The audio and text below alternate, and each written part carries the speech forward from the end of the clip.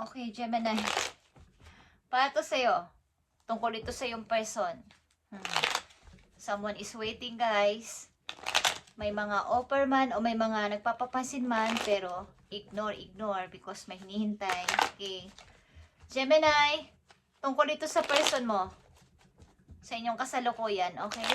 Kung kayo ay may tao o mayroong minamahal sa kasalukuyan, para to sa'yo.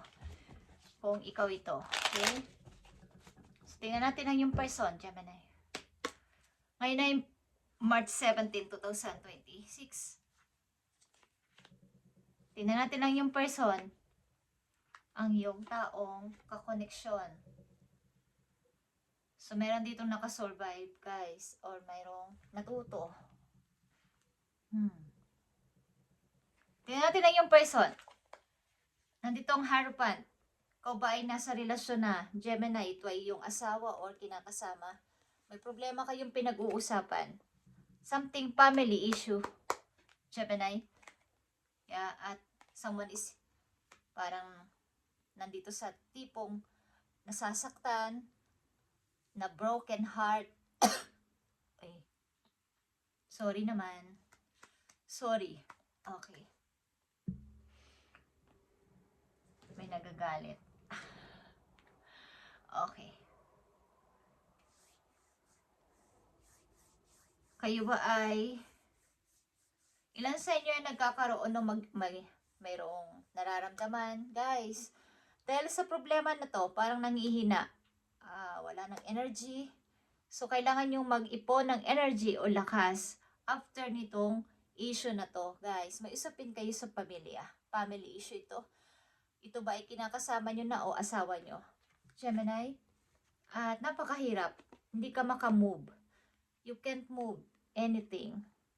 Parang hindi ka rin makapagsalita, hindi ka makapagdesisyon. Parang sabi mo, wala akong pakialam. Wala akong nakikita. Ayaw ko munang gumalaw. Hindi ko kaya. Okay, andito ang 8 of Swords. 4 of Swords, 8 of Swords. About ito sa inyong pagsasalita, decision at action.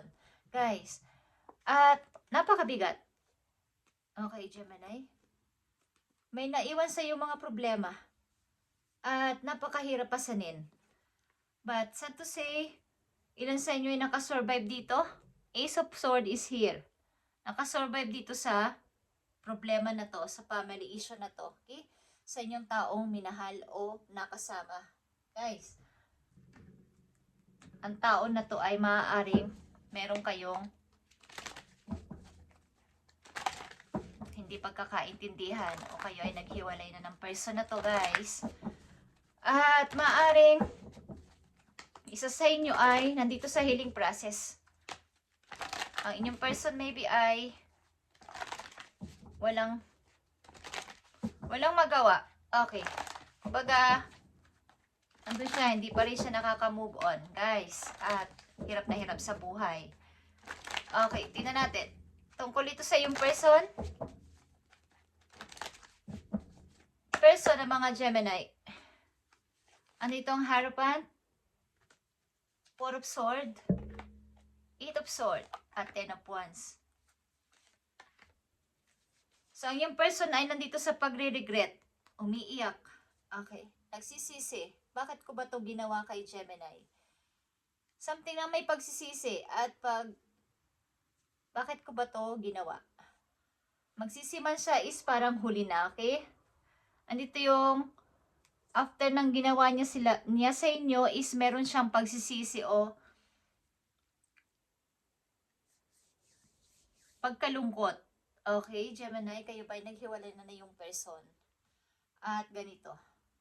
Isa sa inyo is unti-unting nakakasurvive na sa sitwasyon na to after nitong issue sa inyong family. Nakakasurvive na din kahit papano. Okay. Nandito ang harapan. So, nandito ang King of Wands. Ito ay Aries, Leo. Libra is here and Aquarius and Fire sign. Aries, Leo, Sagittarius. Okay. Ang yung person maybe ay nasa maybe 40s, 50s. Okay. So, ang person mo na to ay parang wala na siyang patutunguhan. Kumbaga ay dati isa siyang masasabi mong provider, laging siya yung nagpo-provide sa inyong family, may money, kaya yung lahat, ngayon is walang direksyon ng kanyang buhay. Parang nawawala na siya ng pag-asa, nakakayanin ko pa bang mabuhay after nitong nangyari sa amin ni Gemini. Okay, meron na siyang pagkalito sa kanyang isip. Di ko alam kung siya rin ay alam kung may nararamdaman siya sa kanyang sarili. Guys, sa kanyang katawan, I mean. Okay? So, andito yung pagka-stuck after ng divorce. Something divorce, hindi man kayo nag-divorce ng literal, naghiwalay ng civil, or naghiwalay lang. Andito yung pagka-stuck ng napakatagal.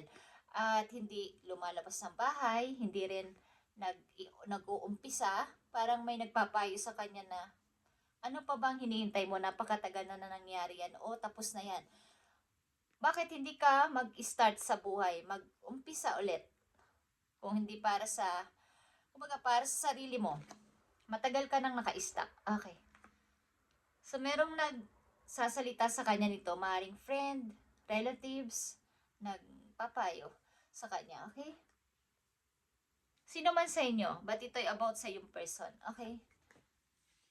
So, andito yung away, guys. Bagamat maaaring kayo ay hiwalay na, meron pa rin siyang gustong ipaglaban about sa sitwasyon ninyo.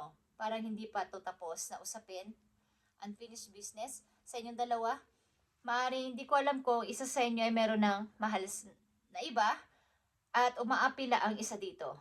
Parang, sino sa amin ang gusto mo, okay? Something rival.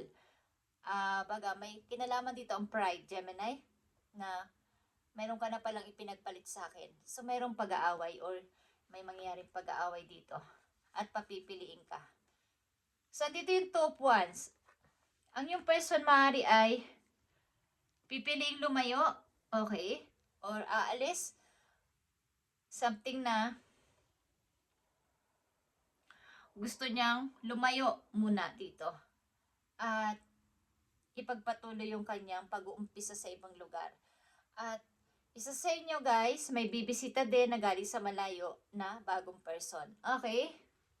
So Gemini, ang inyong person ay nakaka-move man, pero napakatagal niyang na-stuck sa sitwasyon na to after ng inyong paghihiwalay ang dalawa.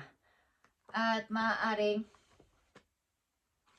napakatagal ng pagka-stuck hanggang sa naisipan niya na ito na siguro yung tamang time na ako ay kumilos. Okay. Ang isa sa inyo ang may hawak ng inyong anak or custody ang custody ng bata ay isa sa inyo. Maaaring nasa sa iyo, Gemini. Okay? Paparating na message sa inyong dalawa, guys. Gemini.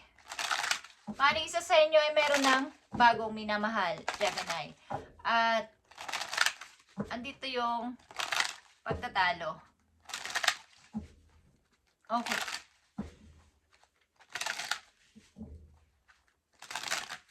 Tingnan natin to.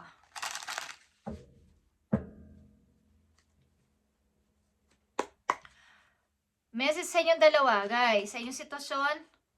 Tingnan natin to. Gemini. Maring ito ay, may sangkot dito mga bata, involved na bata. So, humihingi ng atensyon ng inyong mga anak o sakasakali. Humihingi ng atensyon ninyo. Isa sa inyong dalawa. Okay. May anak kayong dalawa. Nandito ang King of Pentacles, guys. Capricorn energy, the Sun, and the Six of Cups. Okay? So, maaaring isa sa inyo dito ay meron ng bagong buhay at masaya.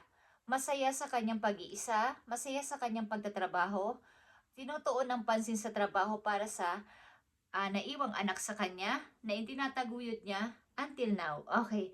So, maaaring ikaw to, Gemini, kasama mo ang anak mo at itinataguyod mo until now. Masaya ka bagamat ikaw ay mag-isa at walang katuwang sa buhay. Okay, nakafocus ka sa iyong work. Hindi ko alam kung may selos dito o may nararamdaman ng isa dito na baka may iba na. Nawawalan ng direksyon ng iyong person. Marito ay ex mo na, okay? Kaya to lumalabas dito sapagkat hindi pa tapos itong inyong family issue na to. Sapagkat may involved na bata. Okay, sa inyong career, Gemini or money. Nandito ang the past, guys. Sa inyong career, bakit nandito ang the past? Mga pictures, old pictures.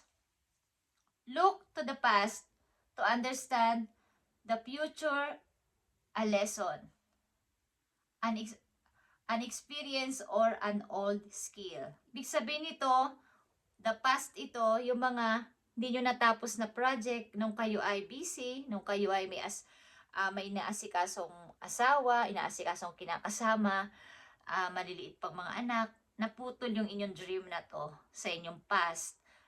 Mga ilang taon man yan ang nakalipas, is balikan ninyo, i-review ninyo, ano ba yung mga hindi ko natapos na parang magpapataas ng aking kita, ng aking finances, dito na may kinalaman sa akin talent o skill. Okay. So ito ay mag-look back kayo. Dito kayo matututo na yung na-experience nyo dati is magagamit ninyo sa inyong bagong buhay sa ngayon, bagong journey sa ngayon para umunlad sa money pa. Okay?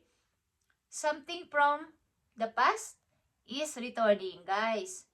Maybe to an old job or an unfinished project. Okay, like I said, yung mga na hindi nyo natapos na mga career ninyo, gusto ninyong gawin dati, parang naudlot, sapagkat kayo'y naging busy nga sa buhay mag-asawa, buhay pagpapalaki sa mga anak, so inyong ituloy sa ngayon.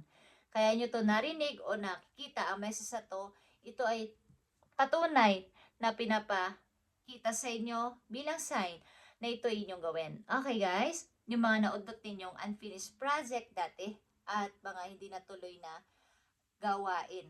Okay? Money could be coming your way from something you did in the past.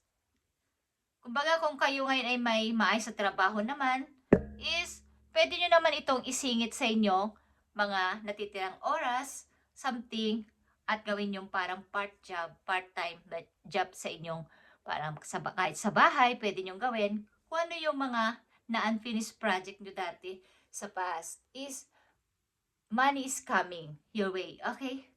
Something you did in the past. Okay. So, ito ay sign para sa inyo. Itong message na to. Okay? Gemini, mas lalago pa kayo dito sa pera. Promise. Magiging masaya ka dito lalo at uunlad kayo kasama inyong mga anak is kung kayo nagtatrabaho sa malayo at malayo sa inyong mga anak is kung ito ay inyong ipagpapatuloy mga naudlot ninyong ginagawa dati, i-develop nyo ulit ito, magti-train pa kayo dito about dito sa inyong past na unfinished project or job is mas mapapalapit pa kayo sa inyong mga mahal sa buhay o mga anak, hindi na kayo magtatrabaho sa malayo. Okay. Gemini, dalawang message dito na mahalaga po you, March 17, 2026. Nakita nyo ba tong The Empress? Ito ay pregnant woman, guys. But ito ay paglago din sa kaperahan, pagkakaroon ng freedom sa money. Ito ay kumbaga ang The Empress ay Queen of the Queen. Guys, siya yung pinaka mataas sa mga queen, katulad ng Emperor. The best siya sa lahat. Okay? Nasa kanya na lahat yung baga. Love siya ng mga tao bilang isang feminine. Okay? Love niya ang nature, mga hayop, mga bata. At kumbaga lahat na nasa kanya. Pala-smile siya. Maayos ang pamumuhay niya. May matinong, kumbaga, maayos sa kapaligiran. Okay, yun ay ibig ko sabihin. So, magiging ganyan kayo. At ang ilan din sa inyo ay nakadagdag magbuntis literal, guys. Okay. So, nandito ang Four of Pentacles, guys. Mag-umpisa mag-ipon ng money talaga dito. At, alam nyo ba, mula sa Four of Pentacles, patungo kayo sa Nine of Pentacles. Ang bilis aangat ng inyong money at nandito ang The Empress, guys. Okay? Para to sa inyong future. Kaya kayo ay magbuklat-buklat ng inyong mga libro, okay? Na mga journal nyo na hindi, kumbaga, hindi nyo natuloy na business, hindi nyo natuloy na job dati, ipagpatuloy nyo ngayon na kayo ay may freedom na after nitong sitwasyon na to. Isuunlad kayo sa money. Mas uunlad kayo. Aangat agad ang inyong business. Maaaring ito ay necklace, okay? Mga accessories, something. Okay, just saying. Mga accessories na may mga palamuti, something DIY, pwede nyong gawin. At mga about sa fashion, kwintas guys. Okay. Okay. Maaaring mahilig kayo sa mga palamuti, yung mga necklace. Okay, mga kahit hindi naman siya branded or may mga pangalan is yung mga kaya sa baka masa, kaya nang bilhin ng mga tao kahit sino is mabenta yon guys. Okay? Magiging tataas ang inyong money dito kaagad-agad guys. At pwede nyo tong gawin after nyo ng trabaho. Pwede nyo tong gawin sa online, Gemini. Okay? Thank you and God bless, Gemini. At itry nyo to. Mga naudot ninyong pangarap dati nung kayo busy-busy pa sa inyong pamumuhay, bilang may asawa, kinakasama o may mga anak na maliliit, is gawin nyo ngayon na kayo may freedom na kahit na kayo nasa loob pa ng relasyon, gawin nyo to bilang parang hobbies nyo, pangkatuwaan lang, pero kikita kayo ng money. At mag-a-add yun. Hindi yun basta-basta lang na libangan. Kumbaga, magdudulot sa inyo ng pagdagdag ng inyong kita. At